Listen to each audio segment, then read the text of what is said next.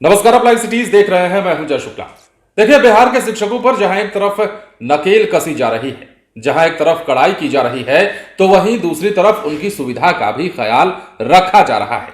यह बात हम इसलिए कह रहे हैं क्योंकि बिहार के शिक्षकों के लिए अब नीतीश सरकार बड़ी पहल कर रही है। नीतीश सरकार जो है बिहार के शिक्षकों के लिए आवास नीति बनाने की तैयारी कर रही है। और इस आवास नीति बनाने के बाद फायदा पता है क्या होगा, किस प्रकार से उनकी पोस्टिंग होगी, आप जानते हैं। दरअसल आवास नीति तैयार हो जाने के बाद जो प्लान सरकार बना रही है शिक्षकों के लिए, उसके मुताबिक बिहार के शिक्षक अब जहां पढ़ाएंगे वहीं रहेंगे। अब यह मतलब नहीं है कि अगर स्कूल में पढ़ा रहे हैं तो स्कूल में ही रह जाएंगे, स्कूल में ही सो जाएंगे, यह बात बिल्कुल नहीं है। लेकिन जहां वो पढ़ाएंगे उसी के आसपास उन्हें मकान जो है सरकार की ओर से रहने के लिए दिया जाएगा और उसका किराया भी सरकार ही भुगतान करेगी। देखिए, हमने आपको यह खबर पहले बताई है, लेकिन उस दौरान हमने यह बताया था कि सरकार इस पर विचार भी कर रही है और इसको लेकर तमाम बैठकों का दौर भी चल रहा है और तमाम तरह के आवेदन भी मांगे गए हैं। लेकिन अब इसमें मामला आगे बढ़ चुका है और क्या कुछ हो रहा है शिक्षकों को लेकर के, किस प्रकार जहां पढ़ाएंगे वहीं पर रहेंगे, हम ये बात कह रहे हैं, वो भी हम आपको बताते हैं। दरअसल बिहार में शिक्षकों को उनके स्कूल के नजदीक आवास की सुविधा उपलब्ध कराई जाएगी और इसके लिए शिक्षा विभाग एक नीति बना रहा है। इसमें आवास देने के लिए तमाम प्रक्रियाओं और नियमों का उल्लेख रहेगा। नीति बनाने के बाद विभाग नीतीश कैबिनेट को यह प्रस्ताव भेजेगा। कैबिनेट की मंजूरी के बाद इस पर अमल शुरू हो जाएगा। नीति लागू होने के बाद आवास की सुविधा शिक्षकों को दी जाएगी। देखिए, इसके लिए संबंधित मकान मालिकों और रियल एस्टेट कंपनियों से सुझाव मांगे गए थे, जिसे लेकर एक गोष्ठी का भी आयोजन किया गया। गोष्ठी में कई लोगों ने अपना आवास किराए पर देने के लिए सहमति दी है।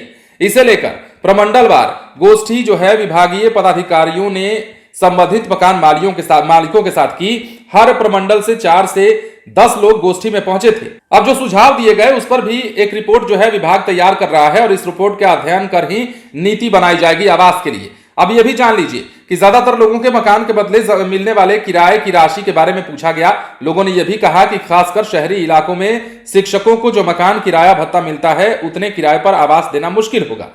भत्ता के अतिरिक्त भी राशि मकान मालिकों को मिलनी चाहिए, यह बात भी सामने आई। इन सभी बातों पर चर्चा नीति में रहेगी। अब पहले से बने मकानों के मालिकों और बहुमंजिली इमारतों के मालिकों से प्रस्ताव मांगा गया है। यह पूछा गया है कि कितने मकान किस जिले के किस प्रखंड और ग्राम पंचायत में उपलब्ध करा सकते हैं। उन्हें किराए पर लेकर शिक्षा विभाग जो है वो लीज पर तुरंत ले लेगा।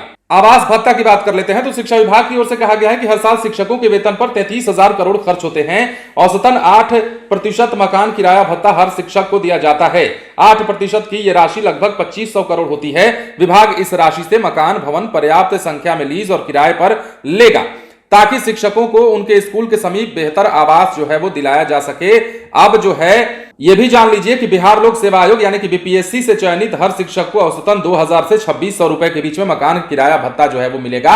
यह बात भी सामने आई है। तो तमाम चीजें चल रही हैं शिक्षकों को लेकर के।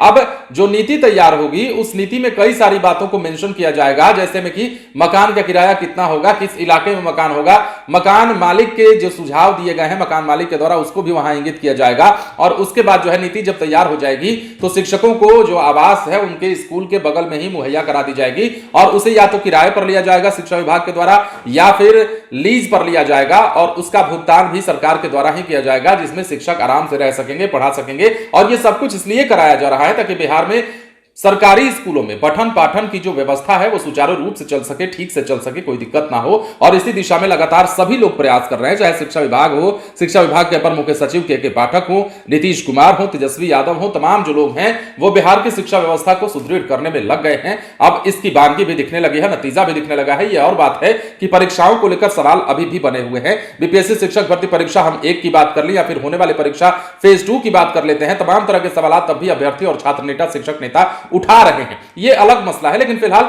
शिक्षकों को लेकर जो सरकार कवायद कर रही है उसकी बात हम करने आए थे। बहरहाल बने रहे लाइव सिटीज के साथ।